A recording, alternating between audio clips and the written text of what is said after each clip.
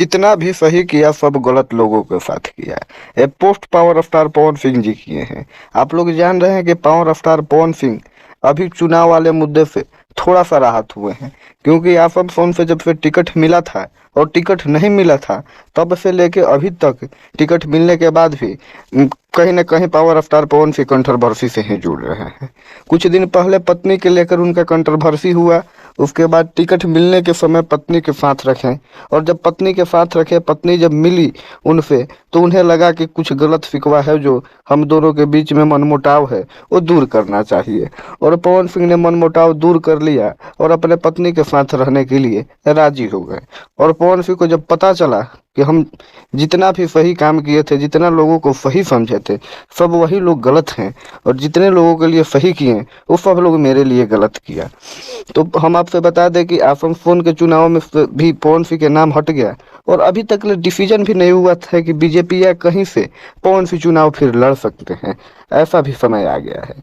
तो हम आपसे बता दें कि इस दौर में इंस्टाग्राम पे एक बहुत ही बड़ा पोस्ट आया पवन सिंह जी का, जिस पोस्ट में लिखा है कि जितना भी सही किया सब गलत लोगों के लिए किया, कि जितना भी सही किया सब गलत लोगों के लिए किया। ये पोस्ट पवन सिंह ने इंस्टाग्राम पर डाला है। कहीं ना कहीं उनके भावनाओं से और उनके लाइफ से ये वाक्य जुड़ी हुई नजर आ रही है कि जितनों ने सही किया, जितना सही किया सब गलत लोगों के साथ किया, मतलब कि गलत लोगों के साथ मैंने सही किया और सही लोगों के साथ गलत किया।